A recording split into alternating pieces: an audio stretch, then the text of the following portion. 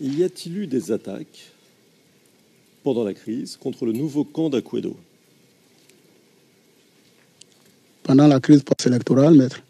Non, à ma connaissance, non. À part les aéronefs de l'ONUC.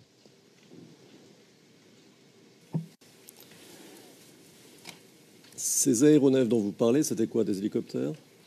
Oui, oui. Il y avait des hélicoptères, oui. Et qu'est-ce qu'ils ont fait? Alors, maître, vous allez faire réveiller des vieux démons, hein? Qu'est-ce qu'ils ont fait? Ben, ils ont jeté des pelots dans notre soute à munitions et toute mon unité a pris feu.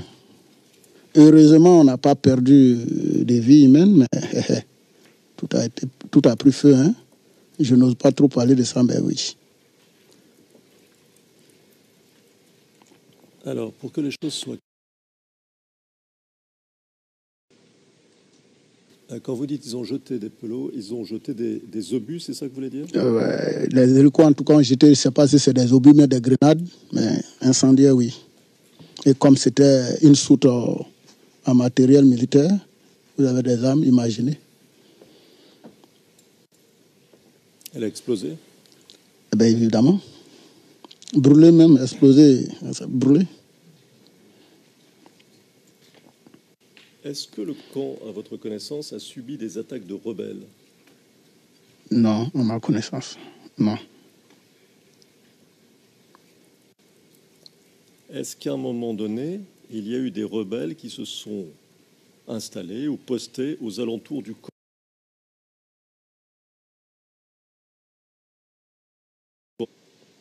Non. Bien avant la crise, non. À la fin, non.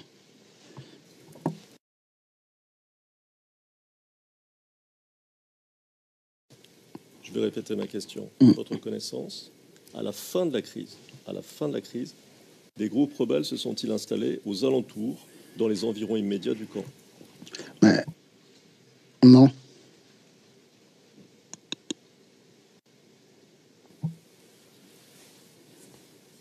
Le nouveau camp d'Aquedo a-t-il été attaqué par l'armée française?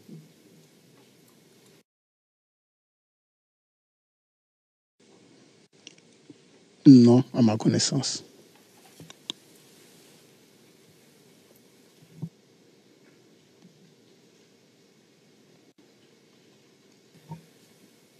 Vous nous avez dit ce matin avoir quitté le camp après le bombardement, c'est ça? Alors pour les besoins d'enregistrement, le témoin a dit oui.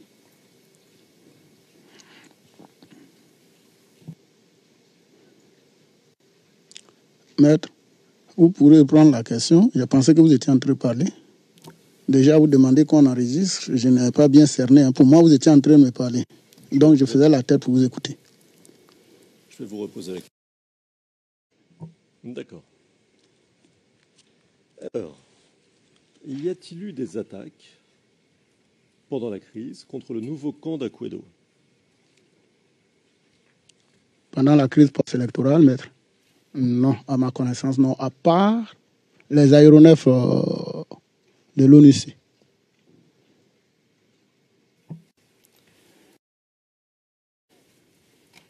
Ces aéronefs dont vous parlez, c'était quoi, des hélicoptères? Oui, oui. Il y avait des hélicoptères. Oui. Et qu'est-ce qu'ils ont fait? Alors, maître, vous allez faire réveiller des vieux démons, hein? Vous étiez en train de me parler. Donc, je faisais la tête pour vous écouter. Je vais vous reposer la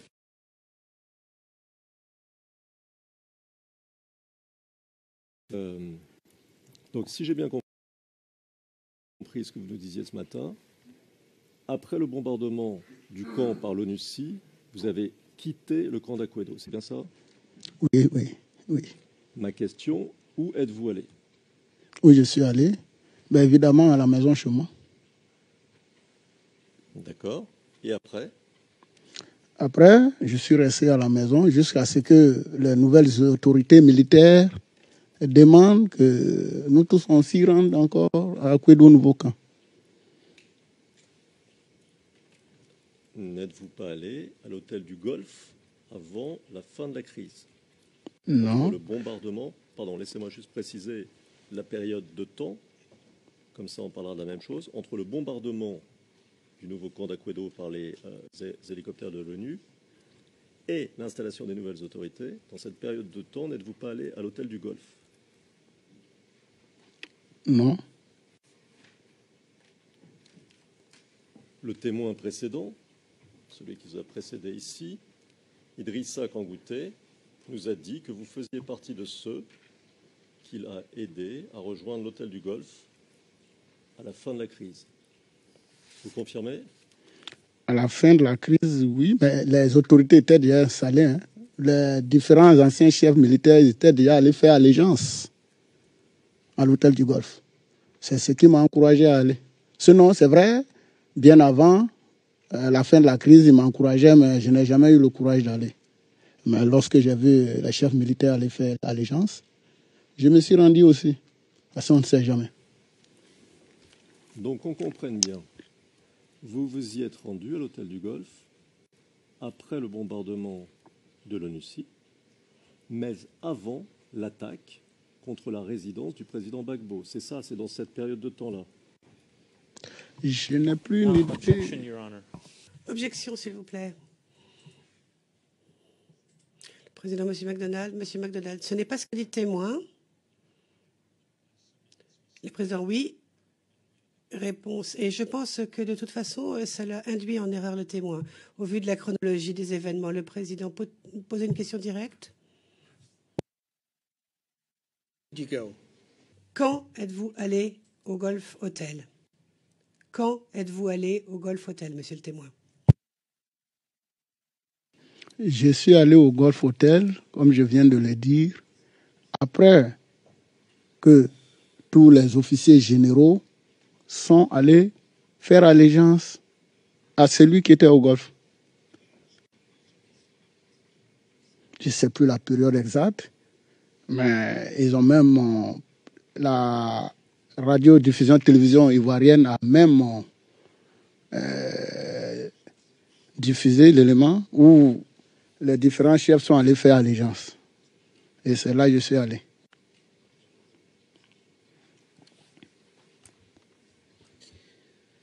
Can you somehow... Le président, pourriez-vous nous donner un ordre d'idée quant au moment? Peut-être une référence, on ne vous demande pas une date exacte, mais quelque chose qui peut nous permettre de nous repérer plus précisément dans le temps.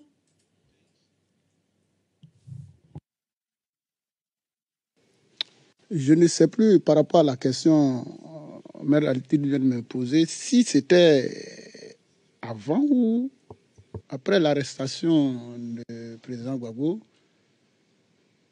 Je ne sais pas comment situer, mais ce qui est sûr, j'ai été après que les officiers soient partis faire allégeance.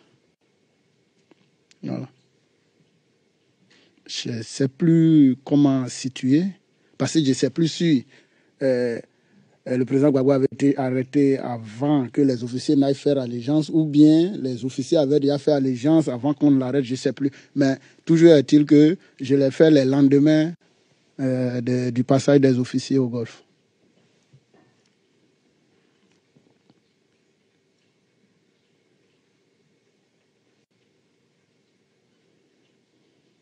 Maître Titre.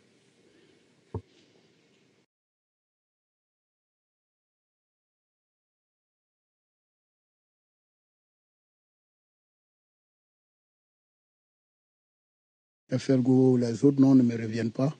Mais en tout cas, toutes les forces, à part les forces internationales, les forces belligérantes en présence en Côte d'Ivoire, celui qui était au Golfe avait pris un décret pour faire d'eux tous une armée. Donc c'est évident qu'il y a les ex-Fafen, oui. Vous parlez de miliciens. Est-ce que parmi ces miliciens, il y avait des personnes originaires de pays frontaliers de la Côte d'Ivoire, de pays limitrophes à la Côte d'Ivoire, à votre connaissance?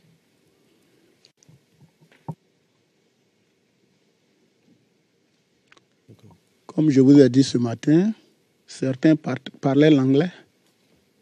Bon. Et certains parlaient français. Bon, pour le français, moi, je savais qu'ils étaient ivoiriens, parce qu'ils parlaient accent, mais l'autre, vraiment. D'accord.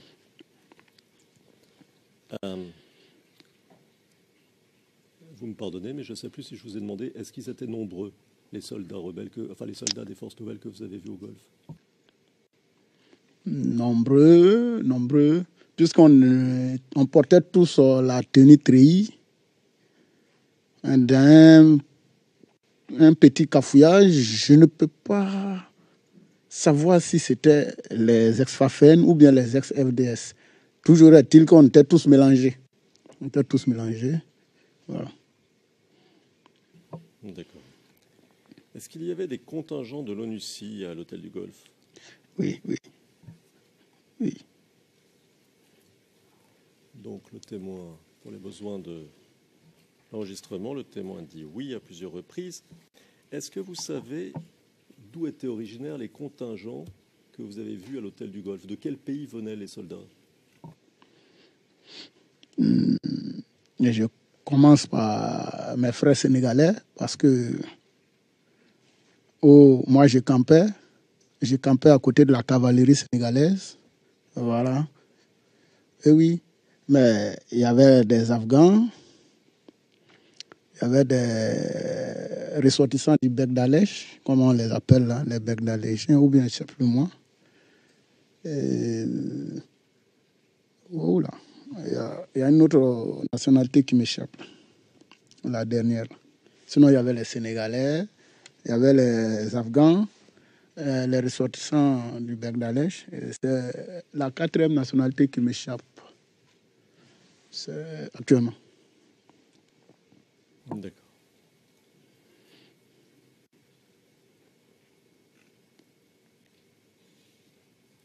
Est-ce qu'à l'hôtel du Golfe, vous avez vu le président Gbagbo et un certain nombre de personnes qui se trouvaient avec lui au moment de l'attaque de la résidence?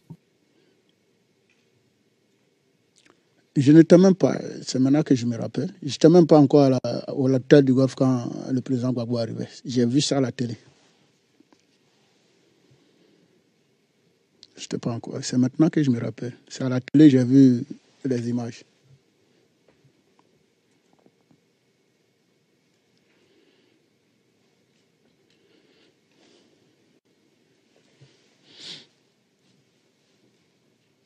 Alors, je vais vous poser quelques questions sur un certain nombre de personnes que vous avez pu croiser lors de la crise. D'accord? Alors, est-ce que Patrice Kouassi, ça vous dit quelque chose? Oui. Est-ce que vous pouvez nous en dire plus? Qui était-ce? Qu'est-ce qu'il faisait? Comment vous l'avez croisé? Quels étaient vos rapports? Patrick Kouassi, arrivé au bas âge, j'ai d'abord même entendu son nom parce qu'il a été commandant d'unité. Sur le tableau, les différents chefs d'unité, les différents commandants d'unité.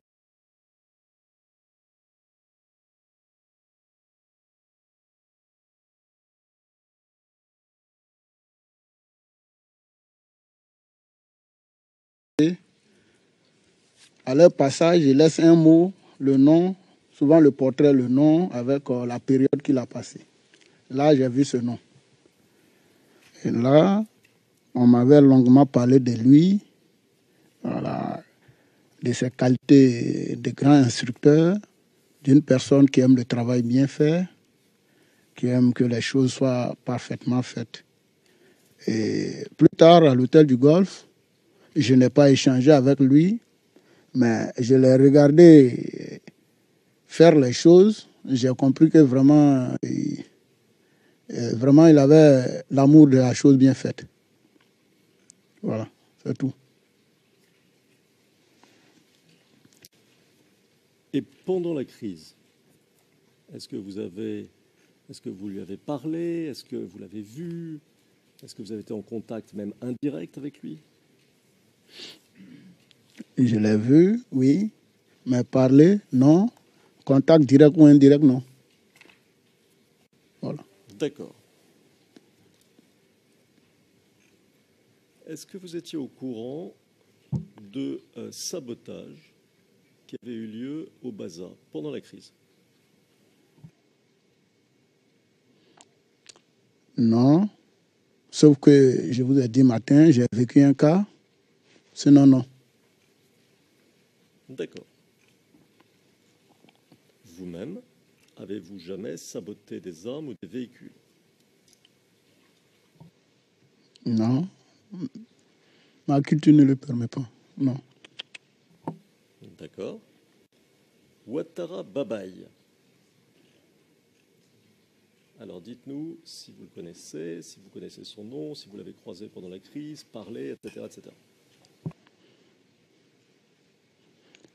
Oui. Babaï, que j'aime affectueusement appeler grand frère, oui, je le connais bien.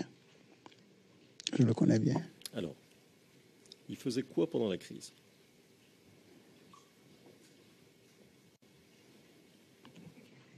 Pendant la crise, il était chef de pièce, comme les autres sous-officiers subalternes. C'était l'un de vos amis proches? C'était simplement un collègue? C'était quoi? Un collègue que j'estimais, je vous ai dit que jamais appelé affectueusement grand frère. Un collègue que j'estimais, qui m'estimait. Oui. D'accord. Est-ce que vous savez si, à la fin de la crise, il a rejoint, ou vers la fin de la crise plutôt, il a rejoint l'hôtel du Golfe? La date exacte, non, mais oui. Oui, mais la date exacte, non. D'accord. Est-ce que c'est à peu près à ce moment-là que vous-même, vous avez rejoint l'hôtel du Golfe?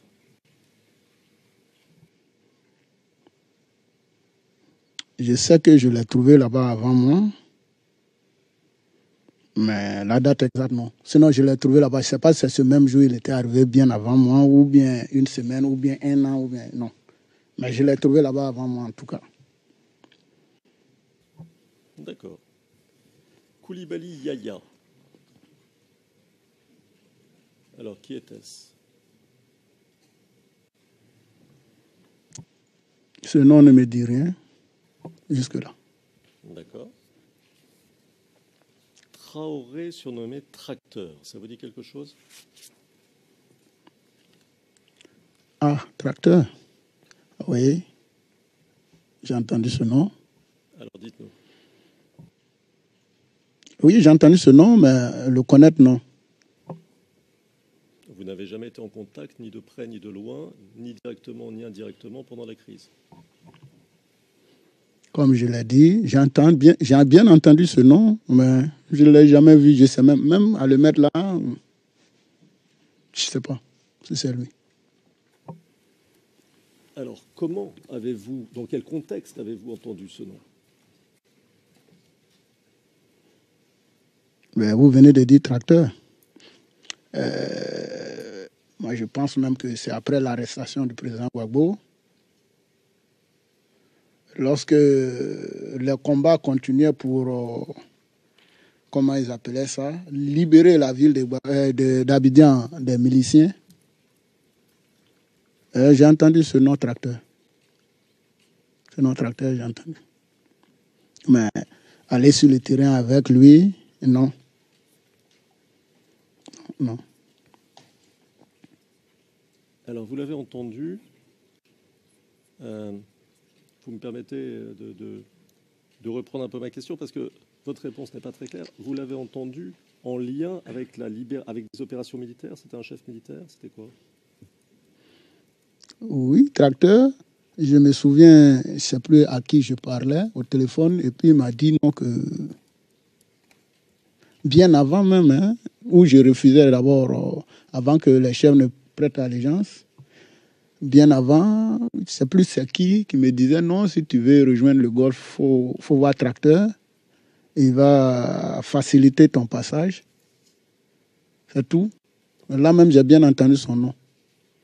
Donc, je ne sais pas si c'était lui qui était le facilitateur entre les FDS et puis l'hôtel du Golfe, mais comme moi, ça ne me disait pas grand-chose en ce moment, je ne me suis pas trop intéressé. Voilà. D'accord.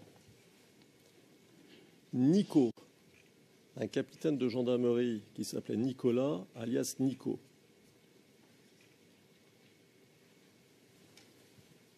Aucune idée, maître. D'accord. Idrissa Kangouté. Ben oui, ça c'est un collègue. Alors, vous nous en avez déjà un peu parlé. Est-ce que vous étiez très proche d'Idrissa Kangouté? Très proche, pas la famille, hein, mais comme un collègue. C'est comme dans votre équipe, là, vous êtes proche de d'autres que d'autres. C'est vrai, vous êtes proche de tout le monde, mais vous vous entendez mieux avec d'autres que d'autres. C'est comme ça. Un collègue, un ancien, sa manière aussi de faire comme Georges Pégani, comme Kamana Brice, comme l'adjudant-chef, je viens de citer son nom. Leur manière de faire m'avait plu, donc pour copier, oui. Étiez-vous au courant de ces activités de sabotage et de renseignement au profit de l'hôtel du Golfe? Non. Diomandé Zoumana.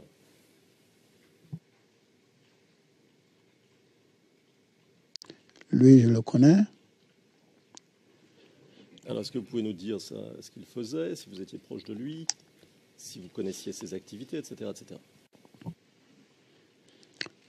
Demandez Zoumana, chef de pièce, entre autres comme Babaï, que vous avez cité, comme Kamana Brise, comme Pegani. Et oui, il aimait aussi le travail bien fait. Oui. Je m'approchais de lui pour causer souvent, puisqu'il avait l'expérience pour moi plus que moi. D'accord. Karamoko Vakenon.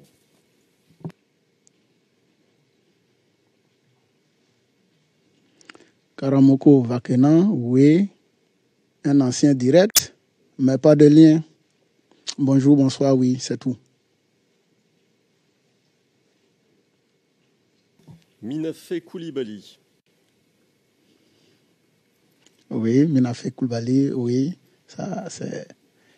On est venu le même jour, oui, oui, oui. On est venu le même jour où? Dans l'armée. On a été recrutés le même jour, oui, oui. Là seulement lui, je le connais.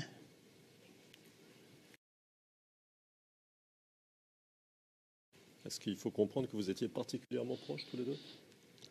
Proche, je ne comprends pas bien votre mot proche là. C'est pourquoi je me retiens souvent de répondre.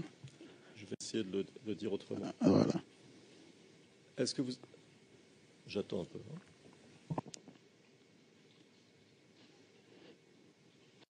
Est-ce que vous étiez de grands amis? Des amis, oui. Pas de grands amis, mais des amis, oui. Sekongo Maliki. Eh oui. Un ancien. Un ami. Un ami, je peux le dire. On causait.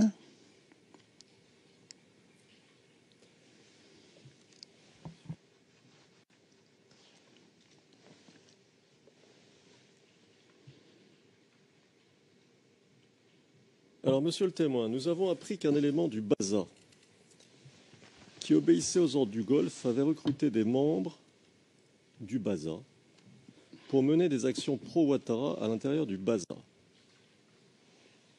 Ma question, est-ce que vous savez quoi que ce soit au sujet du recrutement de telles personnes? Non, maître.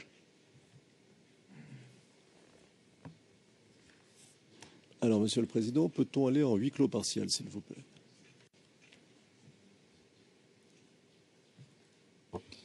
Yes.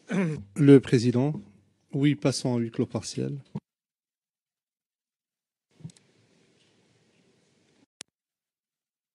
Dans l'audience publique, monsieur le président. Le président, maître Alcite.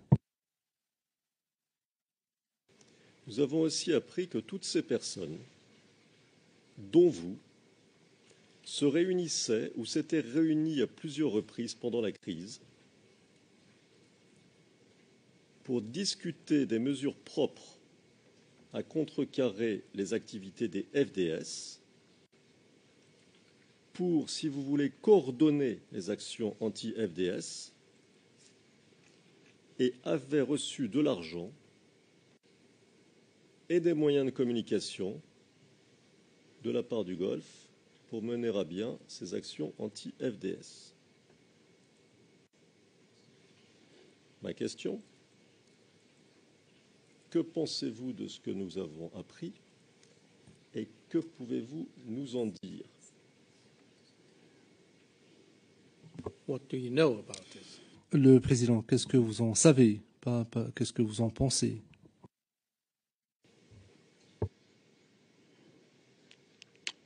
Monsieur le Président, ce que je sais, comme je suis devant la Cour, vraiment, ce serait un peu tordu de dire que c'est faux. Mais ce que je peux dire, je ne suis pas au courant de ce qu'il vient de dire. Je ne suis pas au courant que j'avais été parmi les recrutés. Je n'ai jamais vu de 5 francs et je n'ai jamais eu de moyens de communication. Voilà.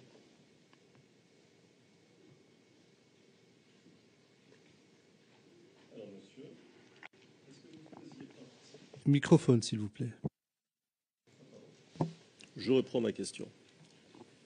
Monsieur, est-ce que vous faisiez partie des personnes qui espionnaient pour le compte de l'hôtel du Golfe? Espionner dans le compte de l'hôtel du Golfe, non. Moi, je suis un soldat, je suis d'abord un espion pour la République. Mais pour l'hôtel du Golfe, non. Alors, je vais vous lire un très bref extrait de votre déclaration faite aux enquêteurs du bureau du procureur. Les références CIVOTP 0039 0143, page 166, paragraphe 81.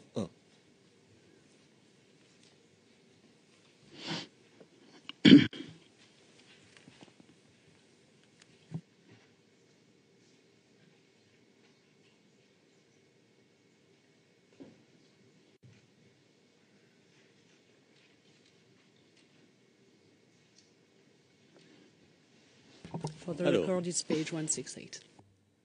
Et il s'agit de la page 168.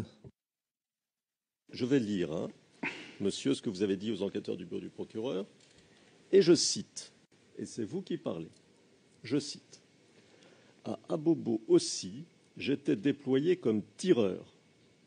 Je faisais aussi de l'intelligence pour ma connaissance personnelle et pour me préparer à coopérer avec des enquêtes futures pour qu'il y ait justice et pour que ça ne se répète jamais. » Fin de citation.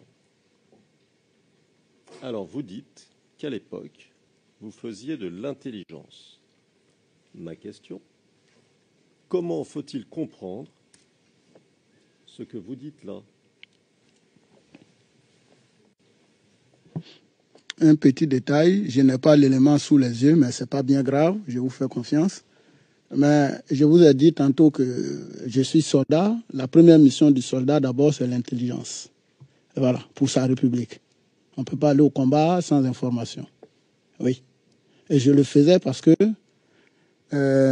pendant ma formation même, quand je suis rentré dans les forces armées,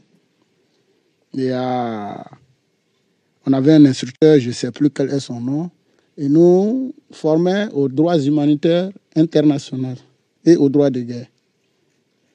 Et j'ai commencé à sentir qu'il y avait deux de ces droits qui étaient bafouillés. C'est pourquoi j'avais commencé à moi-même faire mes investigations, non seulement pour moi-même mes propres archives, pour pouvoir le raconter plus tard à mes petits-enfants, puisque les enfants l'ont déjà vu, vécu, le rencontrer à mes petits-enfants, et puis que plus tard, il ne faudrait pas que Yého vienne me dire non, c'est comme ça, c'est passé, c'est comme ça, pour ne pas venir tronquer l'histoire. Au moins, je serai averti au minimum. C'est pourquoi je le faisais. Mais pas pour le donner au Golfe, ni au palais, non. Officiellement, en ce moment, non, je ne travaillais pas pour quelqu'un, mais je le faisais pour moi-même. Comme je l'ai dit, vous venez de lire ce que j'ai dit, oui.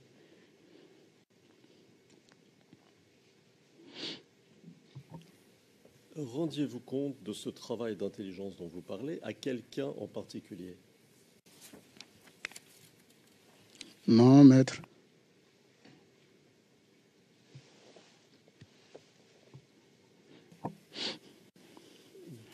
De quand, monsieur, date votre première rencontre avec les enquêteurs du bureau du procureur? Je ne sais pas si c'est en début 2013 ou bien fin 2012. Ben là, je n'étais plus au bazar. À ne pas nuancer, je vois déjà de quoi vous parlez, mais je vous comprends, mais à ne pas nuancer, je n'étais plus au bazar. Voilà. J'avais été affecté ailleurs. Si vous fouillez bien plus haut, vous verrez. Vous avez été affecté où? C'est au BCS. Je vous ai mal entendu, vous pouvez Au répéter? BCS, bataillon de commandement de soutien. Alors, je crois que pour notre bénéfice à tous, ce serait gentil de dépeler, de nous dire OBCS, c'est ça? Si. O. Non, c'est pas O. B comme la lettre B. Ah, O, plus loin. O BCS. plus loin. B comme la lettre B. C comme la lettre C. S comme la lettre S. Et qu'est-ce que c'est, le BCS? Oui, mais comme l'abréviation le dit, bataillon de soutien et de commandement.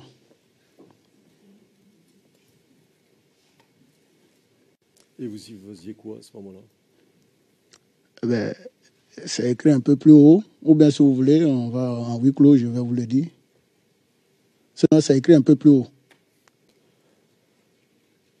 Monsieur le Président, je pense que peut-être un rapide huis clos serait utile. Huis clos partiel serait utile. Thank you. Le président, très bien. Passons à huis clos partiel. À mon avis. À nouveau, nous sommes en audience publique, monsieur le président. Le président mettra le titre. J'ai été contacté par le bureau du procureur, monsieur. À son temps, et il y a le tribunal militaire qui a ouvert, je ne sais pas comment vous appelez ça, une information judiciaire ou bien comment on appelle, un appel à témoignage, non? C'est un truc comme ça. En tout cas, il y a eu un message diffusé dans les différentes unités. On appelait chaque soldat à venir témoigner dans le compte du procès de Laurent Gbagbo. C'est comme ça c'était dit. C'est plus tard que pour le grand frère Charles Blé Goudé s'est ajouté. Sinon, à son temps, le message que nous avons reçu, nous ont lu, c'était le tribunal militaire ouvrait une information judiciaire par le biais du bureau de la procureure de la CPI pour appel à témoignage. Voilà, c'est comme ça. D'accord. Avez-vous informé votre hiérarchie de la rencontre avec le bureau du procureur? Oui, je me souviens même bien, le premier jour de la rencontre, ça s'est passé au tribunal militaire. Le substitut même du procureur, c'est le substitut même du procureur là-bas qui nous a reçus et nous a présenté aux enquêteurs. D'accord. Vous voulez dire que lors de la réunion, il y avait les représentants du bureau du procureur de la CPI et le substitut du procureur ivoirien et vous-même, c'est ça? Oui, au début, il nous a présenté. Son représentant, lui, il est venu, c'est un lieutenant. Il est venu, il nous a présenté aux éléments enquêteurs du bureau de la procureure, parce qu'on ne savait pas c'était qui. Je pense que c'est normal. Il a dit, ben, chose à caporal chef Temps, voilà monsieur Temps et madame Temps, ce sont des enquêteurs du bureau de la procureure à la CPI. Voilà. Avant, ben, quand il a fini la présentation, évidemment, il est reparti faire d'autres tâches et puis voilà. D'accord. Et quand vous êtes venu ici, avez-vous informé votre hiérarchie? Oui. Est-ce qu'ils ont donné leur accord pour que vous veniez? Je ne sais pas, mais j'ai été appelé par le conseiller juridique du cabinet du ministre, donc j'imagine qu'ils sont d'accord. Sinon, parce que je l'ai bien signifié au service d'aide et assistance que je ne veux pas quitter le pays sans autorisation. Je suis soldat, je reste. Même pour aller chez moi au village, il me faut une autorisation. C'est pas quitter mon pays. Je ne vais pas le faire, je vais pas le demander.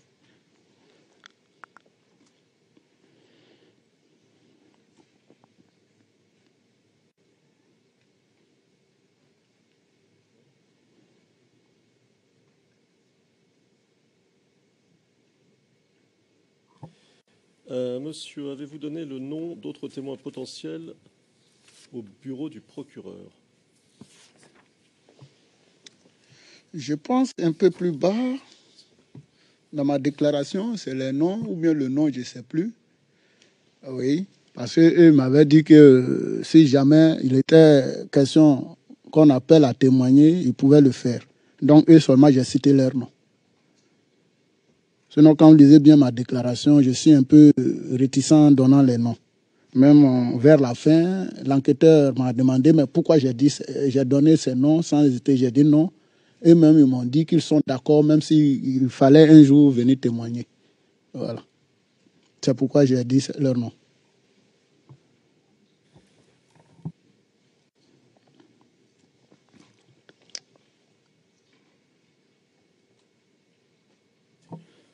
Alors, monsieur, j'ai une question que je vais vous poser avec la permission du président en huis clos partiel.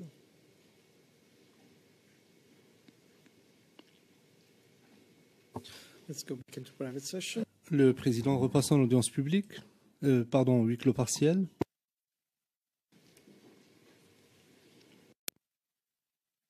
De Laurent Gbagbo. Thank you very much. Le président, je vous remercie. J'ai une question à poser aux témoins. Je me reporte à la page 80 de la transcription anglaise. Vous avez dit, monsieur le témoin, en réponse à une question qui vous a été posée par Maître Altit, In relation to the two itineraries from la question concernait le trajet entre le nouveau camp à Kwedo au camp Commando, pour que vous ayez le contexte à l'esprit. Vous avez dit, lorsque nous avons commencé à avoir des difficultés, nous permutions entre les deux trajets, l'objectif étant d'éviter le contact avec la population. Qu'est-ce que vous voulez dire par l'objectif étant d'éviter tout contact avec la population? Pourquoi?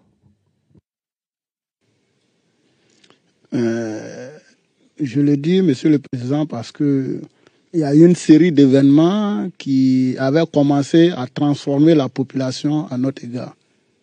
La population commençait à devenir hostile à notre présence au niveau du camp commando. Je ne sais pas si chez vous ça se fait, mais chez nous, les soldats, où vous êtes positionnés quand la population n'est pas favorable, ça commence à être compliqué. Donc, au même moment, vous menez votre mission, vous accomplissez votre mission, vous devez vous arranger à faire ça de manière vraiment à vous entendre un peu avec la population pour ne pas qu'elle soit hostile. Parce que c'est la population qui commande. Donc c'est pourquoi cette série de mouvements au Carrefour Anador, ou bien c'est pas c'est Banco, et puis cette série de pélos lancés sur le marché de la mosquée, ça avait commencé à énerver bon nombre de personnes à Bobo. D'autres même ne se lassaient pas de nous dire vis-à-vis, mais écoutez, vous êtes venus, on a pensé que c'était pour notre défense ou notre sécurité, mais au contraire, c'est vous qui nous tuez encore. Donc, quand vous entendez des choses comme ça, vous devez déjà commencer à être prudent pour ne pas que ça dégénère. C'est pourquoi, à chaque fois, on découlait, par rapport aux informations, on jonglait entre les deux choses, les deux voies, soit par l'autoroute ou bien par réseau.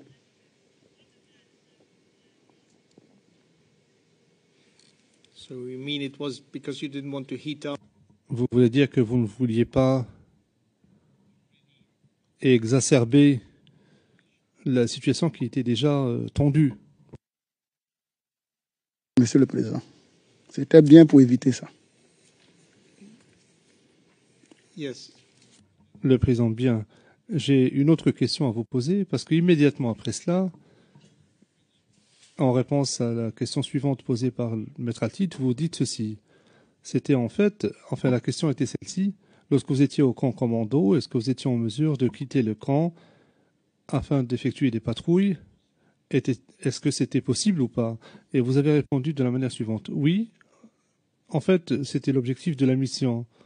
Au début, il s'agissait d'effectuer des patrouilles dans le but de rassurer la population et dire que l'armée est toujours présente et qu'elle est prête à les défendre, à la défendre et à la protéger, et tout en lui garantissant sa sécurité.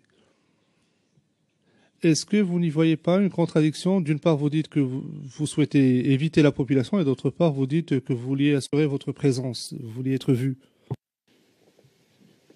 Non, peut-être que vous ne m'avez pas compris. Sinon, je dis... That's why I ask. Ah. C'est pour cela que je vous pose la question. Je disais que au départ, on partait au camp commando, se prépositionner la journée. Et les patrouilles n'étaient que des nuits, au départ. Mais quand il y a eu la série d'événements que je viens d'expliquer, alors on n'osait plus quitter le cantonnement. Pourquoi? Parce que la nuit, on était attaqué à fréquence, vraiment, je dirais, régulière. On était attaqué, on ne sait pas par qui, mais on essuyait tout le temps des coups de feu. Donc, c'était déjà dangereux de sortir. Donc, au même moment, lorsqu'on doit sortir pour aller, quand la relève doit arriver, elle jalonne entre les deux voies avec les informations que les chefs ont et puis prennent une voie qu'on pense sûre. Au retour, le chef d'élément aussi se renseigne avec la population, eux à la base, et puis avec nos informateurs. Et puis, on talonnait entre les deux voies. Ce qui était sûr, c'est qu'on voulait éviter le contact encore avec la population. Parce que c'est vrai, la population n'en pouvait plus. Nous aussi, s'il y a le contact avec la fatigue, il peut y avoir des bavures. Et puis bon, encore, ça va s'ajouter alors que ce n'était pas vraiment ce qu'on voulait.